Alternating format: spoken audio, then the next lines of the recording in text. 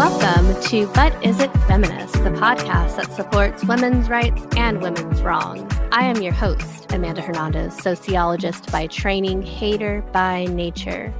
I am very excited about today's topic. Now, you might be saying to yourself, Amanda, you literally say that about every single topic, and it's true, but especially so in today's case.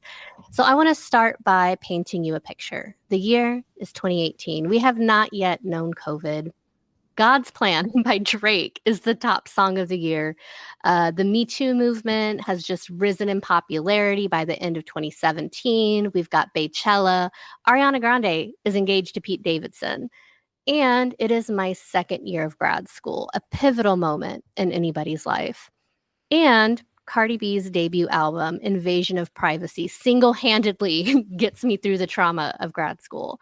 I am not ashamed to admit that I have unironically sobbed in a cubicle to Get Up 10 and Best Life, and attempted to throw it in a circle in that same cubicle to I Like It and Bacon Head. I was in a place, in a space in grad school where I didn't really feel seen or like me or my research was taken super seriously. And Cardi helped me feel like I could reclaim my space, my voice, my whole personality in the world of academia.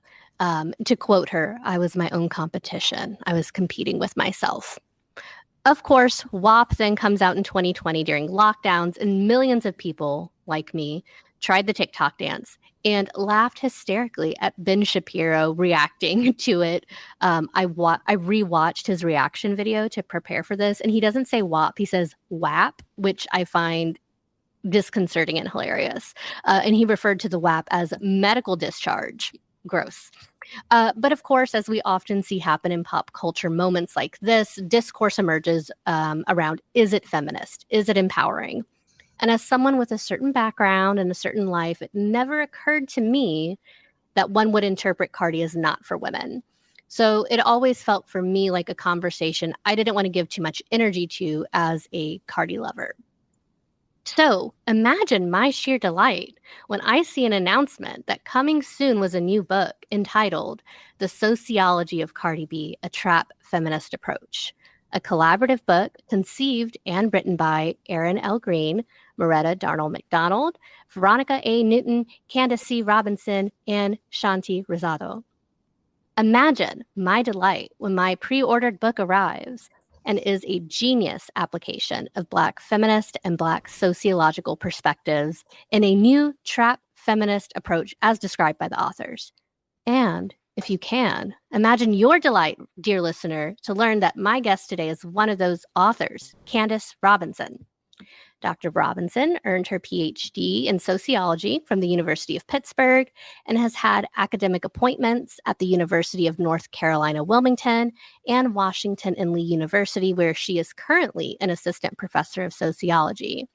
In addition to the fabulous volume on Cardi, Dr. Robinson writes about Black Americans, the Black middle class, Black millennials, and the ways that anti-Blackness shows up in our society. Candice, welcome. Please introduce yourself.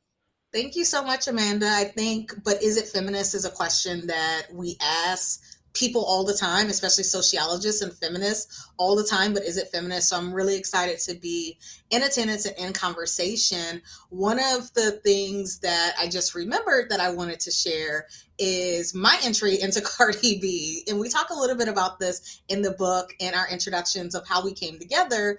But I remember taking Revolutions with John Markoff at the University of Pittsburgh. And that was the same semester that Bodak Yellow came out. And she says, got a bag and fix my teeth. I know you hoes know it ain't cheap, or something to that effect.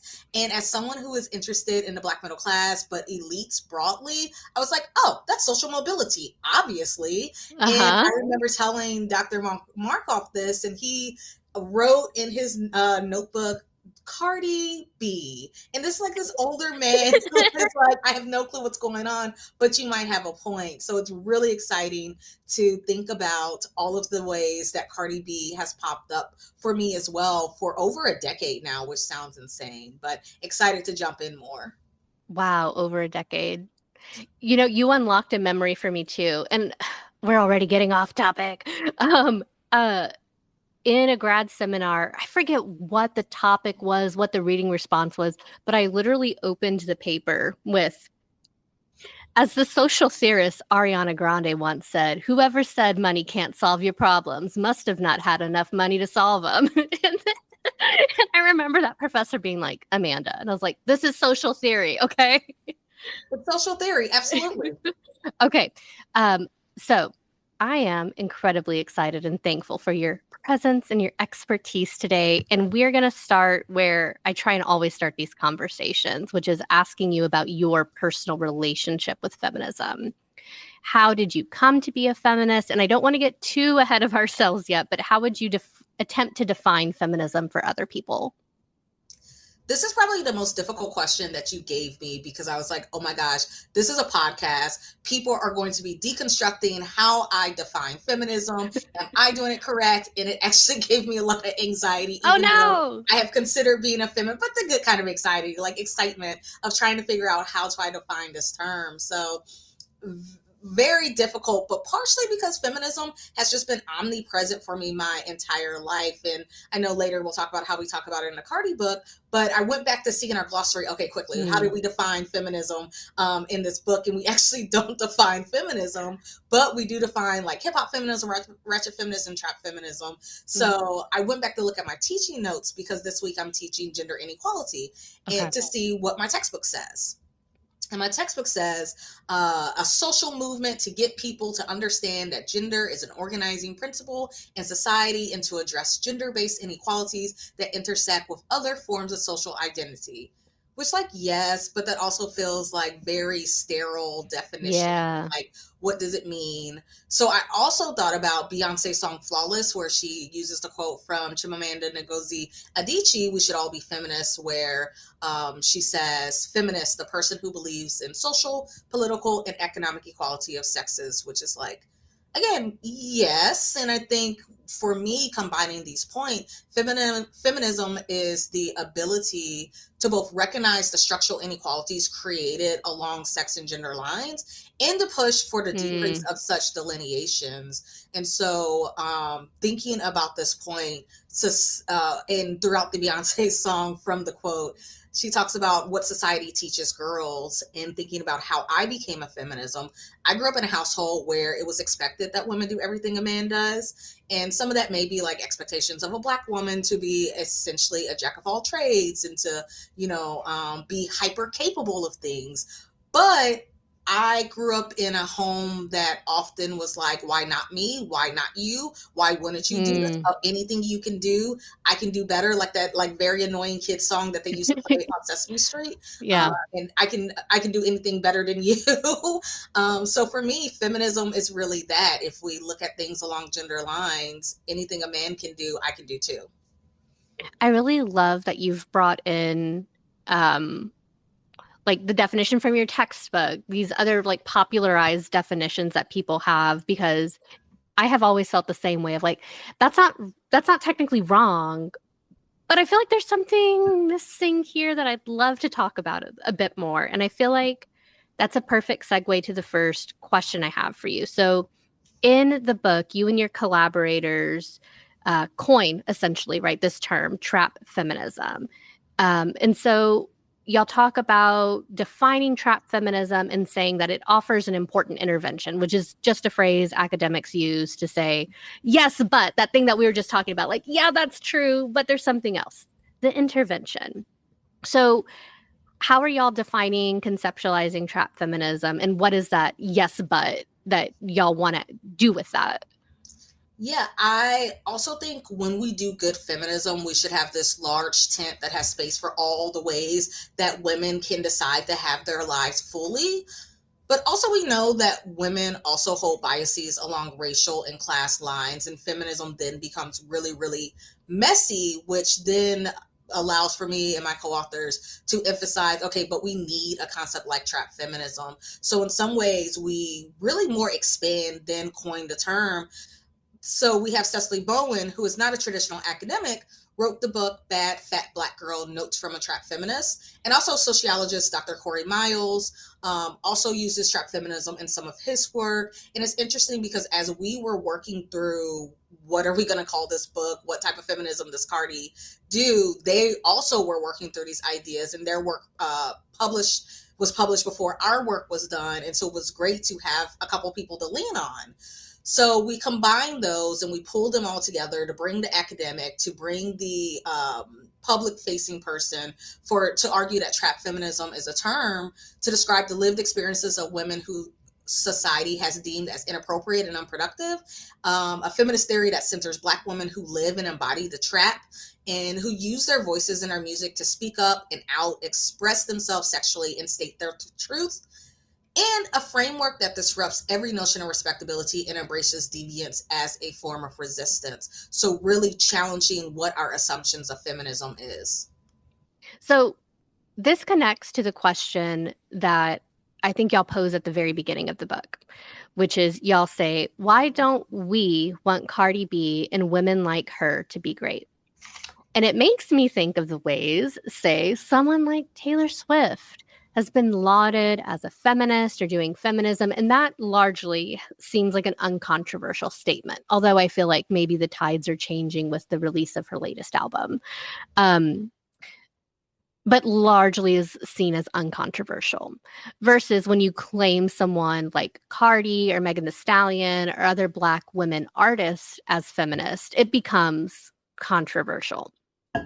Similarly, I saw this summer when Sabrina Carpenter's new album art comes out for the album called Man's Best Friend. And it's like her on her knees, and the shot is just like presumably a man from the waist down, like holding her hair like a leash, and she's wearing the collar.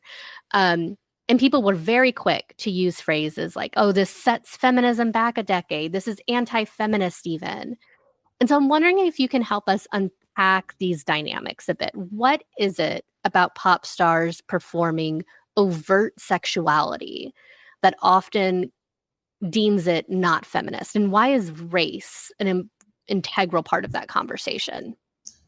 Yeah, I think I may draw a large circle, but follow me through the park or whatever analogy we I can't wait. Yeah. One of the things I do want to know in this quote that you pull out is using Cardi's words herself. So what Cardi says on Instagram, and it's really annoying that Cardi has deleted her Instagram various points throughout her career because these things don't exist, but I watched them. There were some YouTube videos that I was able to find, and then those YouTube videos ultimately have disappeared. So luckily we took really good notes, but there was an Instagram post that Cardi had where she said, the problem is that being a feminism is something so great and y'all don't want me to be great, but too bad. So it's also recognizing that Cardi identifies herself as a feminist and recognizes the importance of being a feminist. She also calls someone a bitch in this video. And she's like, that's why you're mad, you dusty bitch. And it's like, oh my gosh, this is so Cardi. That they're playing with this idea of feminism, with this idea of not using proper language. So we've talked about, or in the introduction, we talked about I study Black middle class and the Black elite. So I'm generally interested in ideas around respectability because it always comes up. You all are acting the way that is expected for you to act, and can that really be its own form of resistance and challenging norms? So this line of whether people are engaging in behaviors that they enjoy or because of perceived social norms that get them closer to hegemonic society, whether masculinity or whiteness, is all wrapped up in this, right? Because part of the conversation about Sabrina Carpenter is she just doing this for men, or does she actually enjoy this? So feminism has consistently had an assumption of what does feminism mean? This is why you asked me very early on, and you asked your guests, like, what does feminism means? And what I joked to my students yesterday is that feminism is one of those bad F words that many women do not want to be or to say because we've constrained it so much. It's seen as very narrow. It's seen as sterile, traditional, stodgy, academic of feminism. And we cannot deny the ways that Cardi or Megan are making choices for themselves that I argue are inherently feminist. If they're able to make the choices that they want in the way that they want, that's very feminist. But because they don't talk the right way or contort themselves to make others feel better, they're cast aside. Because similar in the way we have hegemonic masculinity, hegemonic whiteness, there is this hegemonic feminism of this is what it means to be feminism. And I also understand why those feminists of the mid 20th century were like, this is the way you need to act in order to be seen as feminists, to be taken seriously. But how can we continue to have this big tent feminism that allows for us to incorporate people and women who are interested in expanding what, you know, feminism could be, and maybe they enjoy being sexy in all of the ways that previously we would have said you are following the male gaze. What's also funny to me about this, and I have this with my minoritized students on my campus, of where they're like, we really want to fit into what it means to be a student on this campus. And my minoritized students, I often tell them, you have to make what being on this campus means in your own, because no matter what you try to do, you're not going to fit into a cishet white man mold. You're just not, which feels very sad, especially for 18 to 22-year-olds who are just like, I just want to be normal, whatever normal is. And I think similar for feminism, no matter what Cardi or Megan does, they're not going to fit in this norm. We know that Megan Thee Stallion has a bachelor's degree. We know that Cardi B has spoken for politicians, not just on social media, but she was with Kamala and she wore what she was supposed to. She sat with Bernie Sanders. She also sat with Joe Biden in 2020. And she had her cute little hair bob and perfect suit. And people are still like, you're not getting it right. So I think what's great about these two artists in particular is that they're just like, we're just going to do a feminism that makes us happy, because at the end of the day, they're not going to fit in the norms. And also Taylor and Sabrina also have the opportunity, the possibilities to ultimately fit in those norms because of the way that whiteness and white womanhood also relates to feminism. But of course, I'm doing a very academic thing of, you should read these chapters. But all of these topics, one of my favorite chapters is chapter 2, Cardi B's bad behavior, resisting white gaze and respectability, because it puts Cardi in conversation with Nicki Minaj, who's also trying to make sense of how do people, and really she means white people, take us seriously. And Cardi B isn't taken, she considers Cardi B not taken seriously, not thinking about Nicki Minaj of 2025. The other chapter I love is chapter 5, and we changed the names. When you write a book, you know, you change the names of chapters like 100 times. But chapter 5, Cardi put the WAP on Offset, Trap Feminist Motherhood, even though, right, you know, in 2025, I hate that we include Offset, but it's a quote from one of her songs, and that's why that is the name, that talks about the history of sexuality and Black women's relationship to sexuality and motherhood. Even when Cardi tries to be a perfect mom, whatever that means, she also gets flack. And then, of course, chapter 6, Cardi B's Trap Feminist Politics, which talks about the political aspect and how politicians who recognize that Cardi is making really good political points also don't want to retweet her, or also don't want to use her, not only because it's not the quote unquote proper language, but also because she does not fit the constituents of what they think constituents should be. So I said I was going to be a long walk through the park on this point, but I think this hits all of your thoughts around why is it controversial for someone like Cardi or for someone like Megan and to be considered feminists. Thank you for taking me on that lovely walk through the park. And it made me want to point out a tree in the park, which is, and I'm going off script here. So you said something when you were talking about how Cardi was working with, doing interviews, having conversations with these different politicians, and she would dress a certain way to do that work. It made me think of the interactions with her court case this past summer. And because I follow you on Instagram and I read all your posts, and I saw something you posted the other day you said, this is why I always talk about Black women's hair in my course. And there was that interaction where opposing counsel was like, your hair is long today, but it was short the other day. Which is your real hair? And it feels related to everything you just talked about. And I'm wondering if you can tease that out a bit.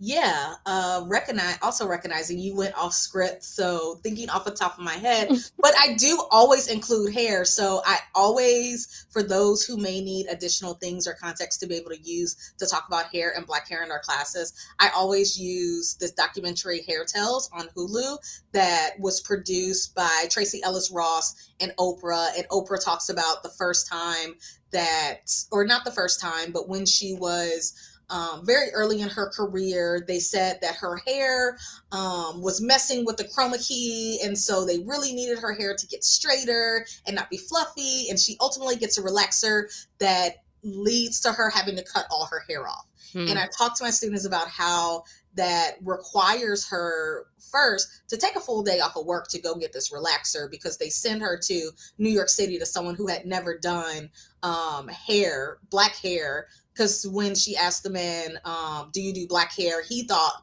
that she meant literally the color Black hair. And she was like, no, I mean like textured hair. But, you know, she loses a day's wages essentially for having to do that. She doesn't say that. This is my guess. Loses day wages, and then like completely has to change the way she does her hair, which completely impacts her image. But anyway, there's this whole thread around hair that scholars beyond me have engaged with and talked about. How it relates to Cardi is, again, around this idea of what are our social norms, what are our hegemonic norms, and also going back to Du Bois's ideas of double consciousness. Black folks, minoritized folks are essentially expected to understand all the white things that exist. And white people are not expected to know anything about us. And so one thing that's happening in this courtroom interaction is that, you know, that man was not expected to know anything about a Black woman's image. And that would be a very generous read of what was happening. But the second read that I would argue is happening in that interaction is, I am trying to deem you as not trustworthy because I assume that you change your hair, so that somehow makes you deviant and makes you bad. And that's just in minoritized communities where people change their hairs. Actually, when you and I were talking before this, we were talking about Selena. I didn't know Selena also had hair clips in her hair from time to time too. Yep. And so there's, in the documentary, she's like, I just took my hair clips out. So I don't know if it's completely just for Black women. I don't know if it's a woman thing, because we also know like Paris Hilton and the Kardashians wear hair clips, but they're not deemed as being duplicitous, untrustworthy. Yeah, because they changed their hair. But it goes back to, this is not the norm that I expect of what someone should do within the courtroom, even though we can also recognize the ways she engaged in respectability within the courtroom of making sure she was dressed appropriately. Yes, she had long nails, but she did not have, you know, brightly colored nails with a lot of things on it. She was not looking as though she was attending the Met Gala to go to court. She looked like an average person going to court. And one day she wanted short hair, one day she wanted the long hair. But we did not give her an opportunity to make that choice for herself. So, you know, thinking about the ways that we squash little resistances or little forms of feminism, that may seem like innocuous to the average person, but in actuality, you know, those build up, and next thing we know, we've squashed someone's ability to make choices for themselves. Yeah. Thanks for going off script with me. Hopefully there's something good there. No, that's great. Yeah. So y'all get into so many different things in the book, from her racial and ethnic identity as an Afro-Latina to her motherhood to feminist politics. But the one I would love to hear you tell us a little bit more about is the view that, quote, someone like Cardi can't also be smart. And we've already sort of danced around this, so I just want to dig in a little bit, right? So like the idea that there's something about her performance of her gender, her sexuality, her racial identity, her motherhood, all of these identities are perceived to somehow preclude her from intelligence, when we see that that's just not the case. Cardi is very smart. So I just would love for you to expand on that a little bit. Yeah, I think one of the benefits of this particular book is that we worked in a team, which is not something academics do. Mhm. As we were prepping for the book, people were like, "Oh, you're going to do a volume of edited volume in which each person has their own chapter." And me, as well as my co-authors, knowing the way that academia works, we were like, "Yeah, but we can't submit for book awards if it's a volume. We can submit for book awards if it's a Mm. traditional book." And so a lot of people get confused about like, well, why did you all work with one another in this way? Oh, that has to be so hard. Even though we read journal articles that have like 15 people on them regularly, but somehow a book that is so much longer is somehow like it's confusing to be able to do. Clearly, this is something I have been on my soapbox multiple times about. I'm like, this is actually not that confusing. It actually makes perfect sense of we're going to pull everybody's expertise and then we're going to pull everyone's expertise to smooth over all of this information to kind of create one voice. Again, you've written a book. This is kind of how books work, whether you are by yourself with some editors or you're with your team of people. Totally. So we were able to cover all of these things because we had a team of people. I am not an expert in motherhood. I do some civic engagement, overlapping with politics, overlapping with bougie Black people, and a little bit of history of sociology. But we also had experts who are experts in pop culture. Erin is expert in pop culture. Shanti is an expert related to Latinidad identities. Moretta is expert in family, including motherhood. Mm. um Veronica is an expert in education. That's her main thing, but really took the lead in like, how do we think about trap feminism, and really thinking about how her living in Atlanta also reinforced some of the ways that she thought about this particular book. What's the trap? What does trap mean to people? So saying first, it was just very fun to think about all the ways that we had to come together to think about the Mm. totality of a person. And I keep talking about my students. This is how you know I teach at a Slack.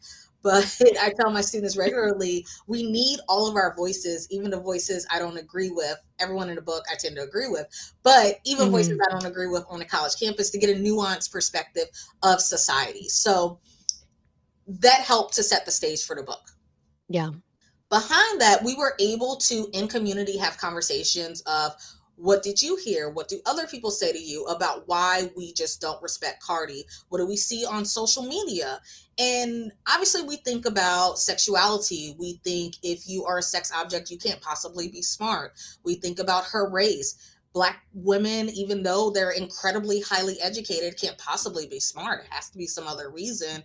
We also talk about people who are mothers. If you're a stay-at-home mother, you couldn't make it in the workforce. You had to stay at home. Not things I believe, but things that we often hear that Mm. women are told, and minoritized women especially are told.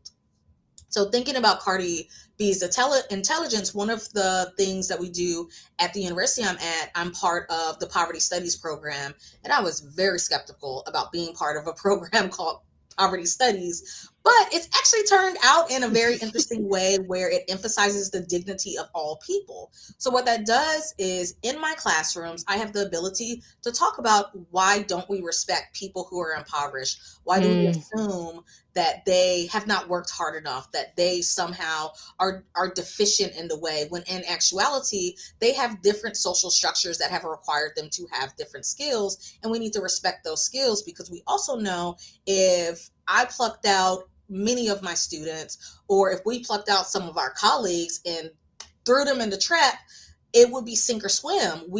They would not necessarily have the skills that they need. So first, recognizing, regardless what your social location is, that you figure out how to navigate that space. Yeah. So in that way, I would argue, the co-authors would argue, Cardi does not have to be conventionally knowledgeable or conventionally intelligent, with that asterisk of, she is also conventionally incredibly intelligent. She Yeah. knows how to manage the different spaces. Even if she is Mm. multilingual, she is still able to put words together that make perfect logical sense. And I say all the time, I took like 12 years of Spanish. Hola, that's basically what I got for the most part, which is very deeply embarrassing. So I'm also like, Cardi is amazing to be able to have these conversations in Spanish and have these conversations in English. And she's also able to hold a mirror up to us in society to say, if we say multilingual children are important, if we say that children knowing how to dress in elite spaces and hood spaces is important, and she is doing that with her kids, why do we still have some hesitancies? And we know because of racism and sexism and misogynoir, which is feels a lot ickier for people to say. So,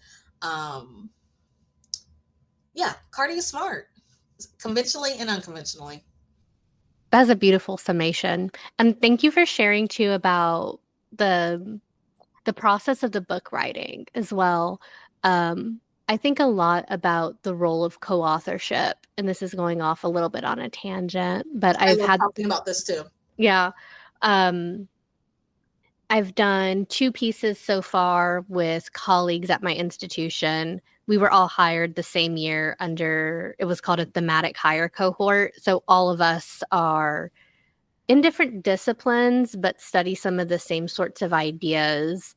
And it's been wonderful to write with them. Whether or not that's been viewed as legitimate scholarly production is a different conversation, but I have personally found it very rewarding. And I even write a little bit about this in my book. I have a chapter where I'm talking about where does the perception that Christianity and feminism are antithetical to one another, and I'm looking at different texts.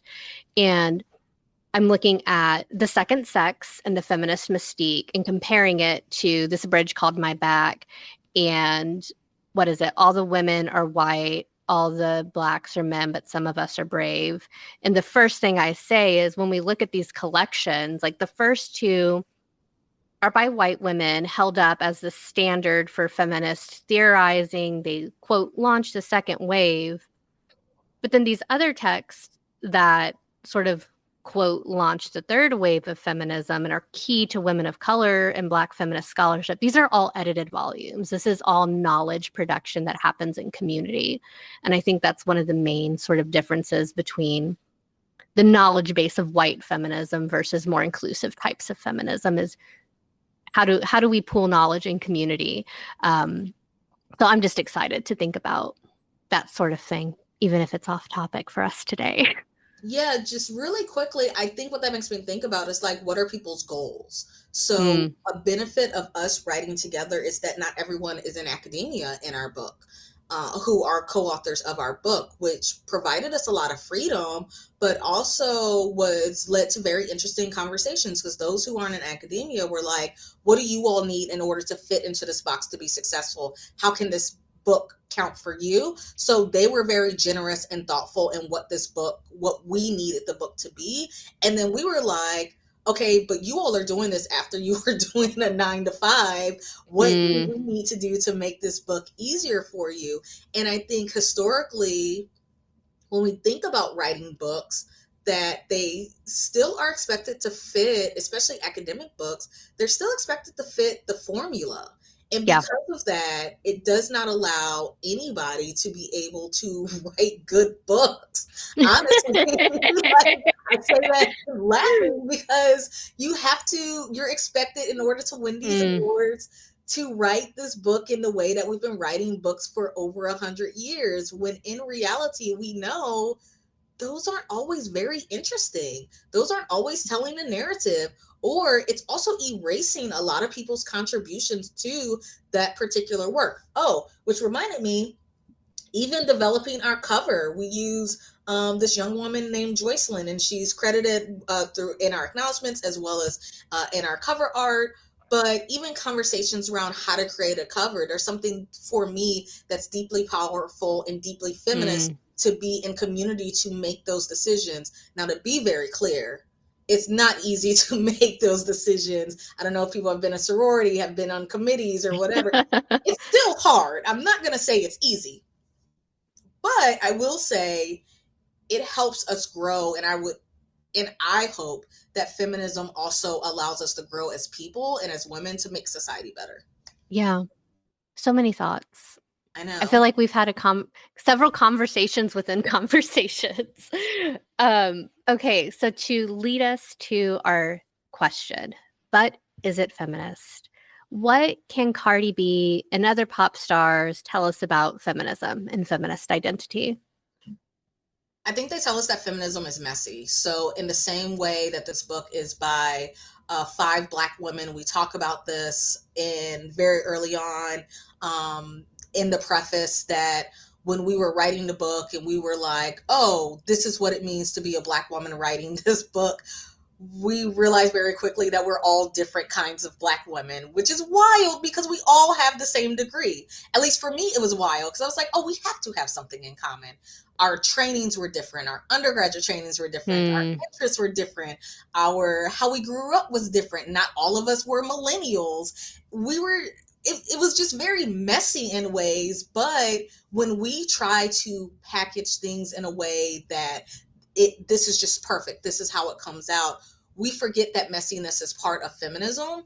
So what I think that Cardi B and pop stars teach us about feminism, feminist identity, is that it's messy. It's not always linear. Sometimes we stumble. We're not all perfect feminists all the time, but are we allowing ourselves space to grow? Now, if people want to stay stuck and not grow, that's on them. But the type of feminism that I believe in is if we are trying to get to a better society that looks towards equality, then, sometimes you take some time and sometimes you stumble. And in community, you check very lovingly, you call people in for what they're doing that is harmful to the particular space, and you move forward. And I think when we see these public conversations of pop stars, this is what we see more times than not, is the ways that they respond to being called in or called out about a variety of things. And Cardi B does not always say the right things. She absolutely does not always say the quote unquote right things, but I will say in this decade of following her, that she definitely always tries to make herself better from day in and day out. And I think pop stars allow for a mirror to society, and they also allow us an opportunity to see the way that growth or not growth may look like. That's beautiful. We all have so much to learn from Cardi and from Dr. Robinson. Thank you so much for having this conversation with me today. This was so much fun. Thank you. Thank you. I hope that people get little nuggets, because some of it was definitely things I've thought a lot about, and some of the things were things that, I'm still working through for myself. And I hope people recognize that we're all working through. And what I tell my students is, I reserve the right to change my mind. And I can't remember which one of my colleagues I got that from, but I hope we all reserve the right to change our minds as we know more and do better. What words of wisdom to leave us off with. Thank you.